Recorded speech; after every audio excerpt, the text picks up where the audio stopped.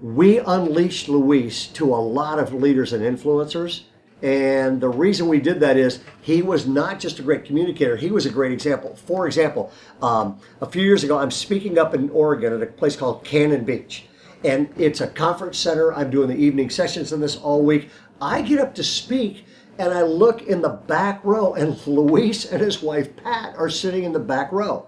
And I'm going, have I been replaced? What is going on here? Well, he's got his Bible out. I speak. He's taking notes. Now, if you're a communicator and Luis is listening, this is intimidating the entire time. Okay, I mean, it's like having Jesus in the room, or Jesus Jr. And so he came up afterwards and he said, "My brother, that was an amazing message. Let me tell you what I learned. I'm going to be stealing this and using this, all this kind of stuff." And I sat there and I went, I know very few Christian leaders that will show up, sit, take notes on somebody, and then go and make sure that person's affirmed for what they said. It meant a ton to me, not just because of what he said. I was just so grateful to God to have Luis as a friend, and we went out to dinner later, as a friend and as an example to follow. So we have put Luis in as many leadership situations as we can and asked him to speak at leaders. Our Thrive Conference is sort of a worldwide gathering of people that love God and want to make an influence, just like you. And so we just said, let's unleash Luis on these folks. Here is one of the wisest things he said at this conference. Check this out. Yeah, there was a song that they sang in England. I'm not going to sing it, but I loved it. It's soon and very soon, we're going to see the King. Soon and very soon, we're going to see the King. Soon and very soon, we're going to see the King. Hallelujah, hallelujah, we're going to see the King. And, for me, the first thing that I think of when I think that, before next Christmas, almost for sure, I'm gone. Right airport. I'm going to see the face of Jesus Christ. In Santa Cruz, California, there we had a festival during 9/11 when the Twin Towers came down. And there were two sweet teenage girls, 15 and 16, Mandy and Carrie, from a family called Wagner. And they were in charge of cleaning up the beach. It was on the beach. And at night, so that nobody could complain in Santa Cruz about the festival, they were in charge of keeping every last bottle, every piece of paper. At 11 o'clock on the last Saturday night of the festival, they finished cleaning, jumped in the car. Mr. Wagner drove, Mama next to him, the two sweet teenage girls in the back seat, their only children. And they were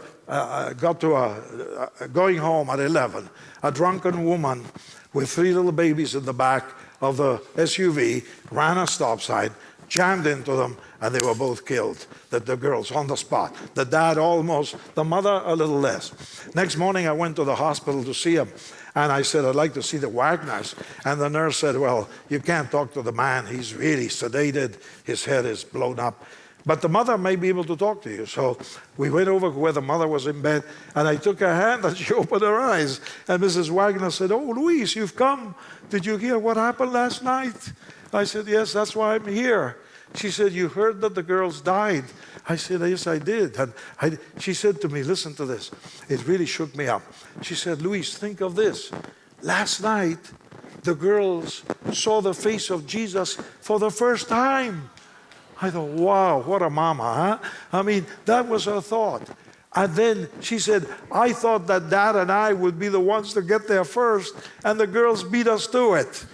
And I thought, what a view of eternity, of God, and of reality.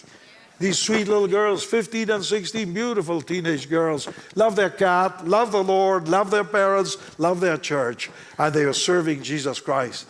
And that truth needs to be emphasized today. Even though the world mocks, let them laugh, man. Secretly, a lot of people want to know. I don't have time, I'll tell you. I was in line at the hospital in Portland, and a lady came, a young woman, probably 30, 32, with a little baby, and her husband holding the baby, and she had her hair covered because her hair was gone because of the chemotherapy. And she was standing behind me. I didn't talk to them. She came first, then the husband with the baby, and I said, hi, how you doing? And checking in, and just talked. I didn't talk about Christians or anything, just talking. The husband came, they joked about a cup of coffee. I said, hey, get me one too, just goofing off. And we're standing in line waiting to be called, and she was behind me. And she said to me, sir, I'm old, sir, you don't seem to be afraid of dying. I said, you're right, because I trust in Jesus Christ, and I know that when I die, I'm going straight to heaven. I tell you, I've become bold like an old grandpa should be, and you kids should be too. And so she said, how's that? I said, well, I trust in him, and he's promised me that when I die, I'll go to be with him. She said, oh, then the woman called me up, She said, what's your date of birth? They always ask you, 11/27/34. And she says to me, oh, what is those astrology things, What do they call them? This woman behind me said, oh, you're a vegetarian or whatever, I said, I don't know because I don't follow that kind of junk. It'll take you to hell. She said, what? Yeah, I said, Jesus Christ takes us to heaven. These other guys take you to hell. Anyway, poor sweetheart. I didn't want to frighten her, but I really wanted to speak the truth. And the interesting thing is, she wanted to talk about it. And when the husband came back, she said, this guy talks about heaven. I thought, oh, wow, I'm going to have a campaign right here, And you can find the same thing is true. People want to know. Okay.